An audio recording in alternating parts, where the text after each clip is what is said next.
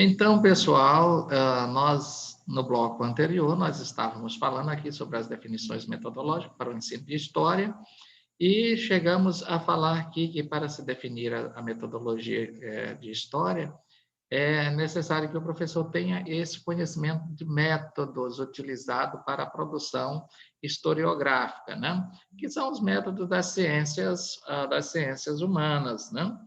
E tanto métodos de pesquisa de ciências humanas, como métodos historiográficos, que é da produção historiográfica, né? É o conhecimento das correntes ou das concepções teóricas da história que nós vimos lá no início. Aqui nós já temos a definição de metodologia, que a metodologia de ensino de história deve ser bem definida no que se refere à subordinação ao que foi decidido do ponto de vista didático na seleção dos conteúdos, né? Então, a metodologia que vai ser trabalhada. E a utilização dos recursos metodológicos, sob pena de privilegiar determinada concepção de uma produção histórica que não atende à realidade da sociedade atual, né? Então, veja, às vezes nós queremos despertar no nosso estudante uma concepção crítica sobre um determinado momento da história. E nós podemos, a partir de uma música, né? De uma música, estimular esse estudante, a música se torna um aporte metodológico para a gente começar a trabalhar. Você passa a música, ouve a música com os estudantes, depois começa a trabalhar, pega as palavras que, de fato, dão sentido para todo aquele poema, né? E ali vai inserindo os objetos de conhecimentos que você quer trabalhar. Então, veja que a metodologia para o ensino de história, ela deve ser bem definida antes de iniciar a aula, porque é ela que nós vamos nos reportar do ponto de vista didático para a seleção dos conteúdos, os recursos metodológicos. Se isso não acontecer, nós vamos cair aí em uma situação de estarmos simplesmente repetindo objetos de conhecimentos, e aí fica essa história narrada, simplesmente a narrativa histórica, sem um momento para a reflexão e para a ressignificação e produção de novos conhecimentos, não? Então, nós temos aqui, dentro da definição de metodologia para o ensino de história, se de um lado a didática de ensino de história indica os caminhos para se trabalhar os conteúdos escolhidos, do outro lado, a metodologia, isso é o Knaus que vai falar, a metodologia proposta para o ensino de história deve ser encaminhada na direção de indagar a construção do conhecimento de algum objeto particular, revelando a relação que os homens estabelecem entre si e o mundo que os circunstancia, né? Então, veja, se a didática ela aponta o caminho, a metodologia é a forma que eu vou caminhar neste caminho que foi apontado pela didática, né? Digamos que a didática ela apresenta o objetivo, né? E apresenta os objetos de conhecimento que eu tenho para atingir aquele objetivo. E a metodologia eu vou caminhar por esse caminho traçado pela didática para alcançar, de fato, o objetivo, né? Veja que a metodologia a ser adotada para o ensino de história necessita constituir a relação do material, do momento atual, né, com os acontecimentos históricos, sem perder de vista os motivos que contribuíram para que determinados fatos pudessem acontecer em diferentes momentos da história, né? Então, a metodologia ela tem que dar conta, a partir do momento que eu estou definindo por uma determinada metodologia, eu tenho que ter bem presente que essa metodologia ela tem que fazer essa ponte, não pode perder de vista os motivos que contribuíram para que determinados fatos históricos ou momentos históricos ocorressem. Tem que fazer esta liga para não ficar estanque, né? Tem que fazer essa relação entre o objeto, e aí, no caso, o objeto de conhecimento que eu estou estudando, né?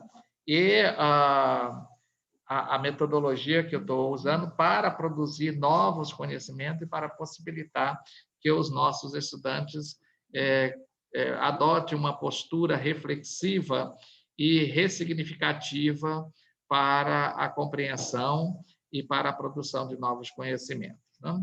Então, é importante observar quais intencionalidade e conjunturas serviram como aporte para a sustentação de fatos históricos, não? Vejam que os fatos históricos eles não acontecem por acaso, a menos que seja um fato histórico advindo de uma catástrofe natural. Mas, do ponto de vista dos fatos históricos que envolvem as relações sociais, políticas e econômicas, esses fatos históricos eles acontecem a partir de uma intencionalidade, né? E essas intencionalidades, elas nos revelam claramente as conjunturas que serviram para o aporte e dar sustentação para que esses fatos históricos acontecessem. Desde a questão da intencionalidade das concepções políticas, bem como, inclusive, os aportes ideológicos que serviram de alicerce para que determinado fato histórico ocorresse, né? Knaus, ele vai destacar aí acerca da metodologia, dizendo que a metodologia deve se sustentar sobre base dialógica, né? Ou seja, tem que haver um diálogo, não é simplesmente um falante, né? Tem que se estabelecer o diálogo. E o diálogo que se estabelece é aquilo que nós sempre estamos vendo, é o passado e o presente, é o que se estabelece entre o conhecimento que eu pretendo que seja construído juntamente com os estudantes e a relação com o objeto de aprendizagem, né? Que são os conteúdos. Então, eu tenho que estar fazendo essa relação, por isso que ele fala que deve se sustentar sobre base dialógica, fazendo esse diálogo, ensejadas pela animação docente, né? Olha que vocês devem já ter visto e ter participado, pode até lembrar de determinados momentos, que o professor entra na sala de aula e não dá nem bom dia, e aí já começa a escrever no quadro, e chega lá no final do quadro, aí já começa a apagar o que ele escreveu lá no início, e aí você fica, mas qual o propósito que nós estamos vendo esses objetos de conhecimento? Não existe um diálogo nem entre o professor e o estudante, quanto mais um diálogo entre o objeto de conhecimento e a propositura do estudo desse objeto de conhecimento. Quais os ressignificados que nós vamos produzir. Então, o professor tem que estar, o que Knaus coloca é que o professor tem que estar animado, essa animação docente na atividade da pesquisa, da investigação, da identificação, né? Como um processo de aprendizagem, porque nós precisamos, enquanto professor, também saber que a proporção que eu vou trabalhando determinados objetos de conhecimentos e fazendo, inclusive, pesquisas, propondo pesquisa para os estudantes, eu também vou ressignificando até os conhecimentos que eu já tenho, os saberes que eu já tenho, eles vão sendo ressignificados porque vão chegando novas informações a partir dos resultados dessas investigações, né? O objeto deve ser a construção de conceitos possibilitadores da produção de uma leitura de mundo. É para isso, esses conhecimentos que produzimos, é para ter essa possibilidade de nos fazer construir conceitos dentro dessa possibilidade dessa produção e dessa leitura de mundo que precisamos fazer.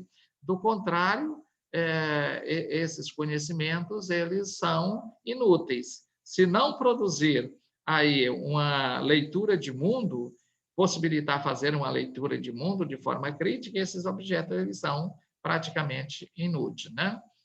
Dentro dessas orientações, a construção do conhecimento histórico, ela se sustenta no processo indutivo de conhecimento, partindo do nível particular e do sensível para alcançar conceituação e a problematização mais abrangente, né? Quando nós induzimos o nosso estudante, por isso que fala aqui das questões indutivas, né?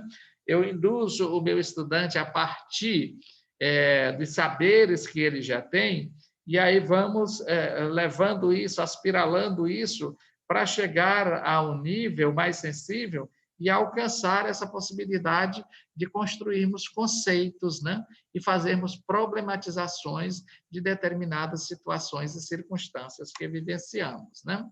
O que isso significa, né, dentro dessa postura de definições metodológicas para o ensino de história? Isso significa dizer que o ponto de referência são os documentos a serem trabalhados em sala de aula, né? E aí, os documentos aqui entram a questão dos objetos de conhecimento. Esses documentos são os recortes, são livros didáticos, são recortes de jornais, são revistas, são peças, utensílios dos nossos pais, dos nossos avós, utensílios do presente para fazer essa relação passado-presente, né? Então, essas questões que dão sentido essa tônica metodológica, né? Significa dizer que o ponto de referência são os documentos, e aqui os documentos não são só aqueles textos que enaltecem os grandes fatos históricos da visão positivista, não. Tudo é documento, né? Um óculos chega a ser um documento, né? Por trás dele tem toda uma história. Um Ray-Ban ou um outro modelo qualquer tem toda uma história, né? Se for a fundo, ver o modelo X, quem idealizou, por que idealizou, né? Então, tem toda uma história que deve ser levada em consideração. Veja que o professor dos anos iniciais do ensino fundamental deve sempre refletir que, para o ensino de história ser eficaz, a metodologia adotada precisa estabelecer o diálogo entre o presente e o passado, com o objetivo de se construir novos conceitos indispensáveis à formação do homem. E nessa construção dos novos conceitos, aí sim nos projetarmos para o futuro. O futuro. Para o futuro, né?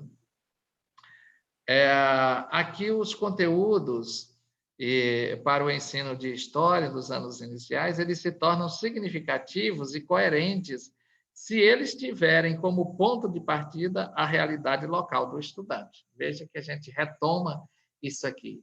Precisa ter essa realidade local do estudante. Do contrário, fica obsoleto o nosso trabalho, né? O professor pode utilizar metodologicamente alguns critérios considerados tradicionais, sem abrir mão da renovação no ensino como um acontecimento processual. E aí nós não vamos dizer, mas eu não sou professor tradicional, eu não utilizo metodologias tradicionais. Na construção do conhecimento, às vezes, tem hora que nós precisamos ser um tanto quanto tradicional. Dentro da visão tradicional, há algo que é interessante, que é estabelecer os limites, estabelecer a ordem, né? E então, para que a gente atinja os nossos objetivos, nós precisamos manter ordem no trabalho que estamos fazendo. Senão, se não mantivermos uma determinada ordem de organização, esse trabalho não vai fluir, né? E se ele não tem a fluidez que nós objetivamos, não vamos, com certeza, alcançar os objetivos. e se não alcançamos os objetivos, podemos nos frustrar e também deixar os nossos estudantes frustrados, né?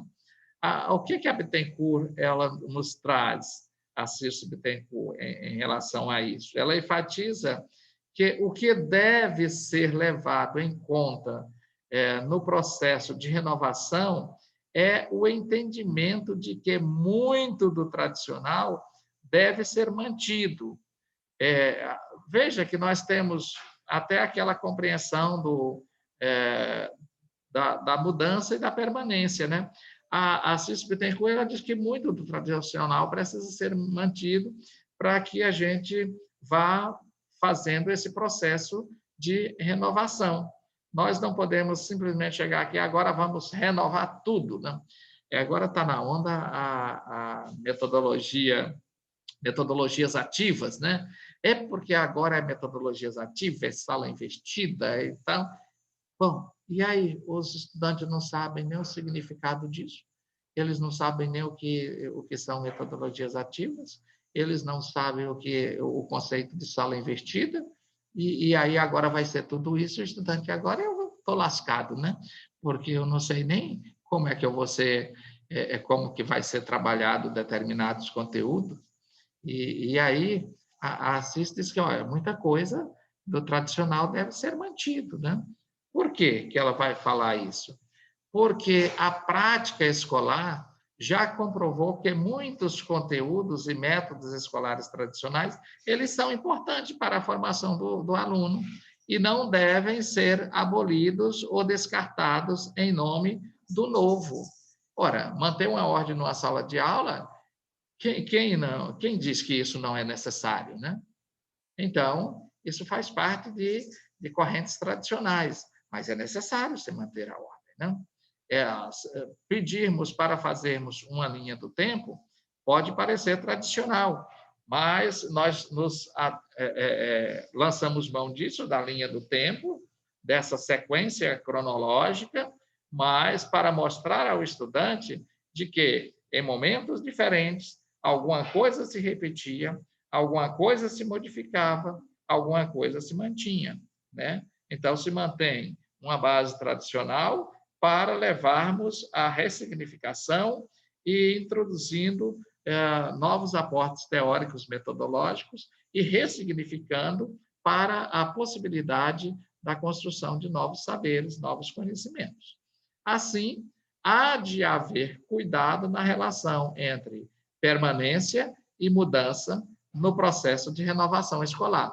Vejam que a Circe Bittencourt ela traz isso e olha que a Circe Bittencourt ela é alguém que escreve, inclusive fala de história, de metodologias de história, sim, de saber histórico em sala de aula, né, conhecimento histórico escolar, e ela, dentro do seu potencial de escrever sobre as metodologias, ela vai dizer, olha, tem que se manter alguma coisa de tradicional para servir de base até para que o estudante perceba as mudanças e as permanências, né? Então, na definição metodológica para o ensino de história, o professor precisa considerar, em relação aos conteúdos, o que realmente faz sentido para o estudante aprender. Eu tenho ali uma gama de objetos de conhecimento, mas esse meu estudante, o que mesmo vai fazer sentido para ele estudar? Então, a partir daquilo que faz sentido, eu vou selecionar aquilo para trabalhar com eles na sala de aula. Por isso que tem o planejamento, né? Tem o livro didático, mas tem o planejamento. Às vezes, eu descarto muitos objetos de conhecimento que tem no livro didático, porque eu percebo que o meu estudante ele precisa construir outros conhecimentos.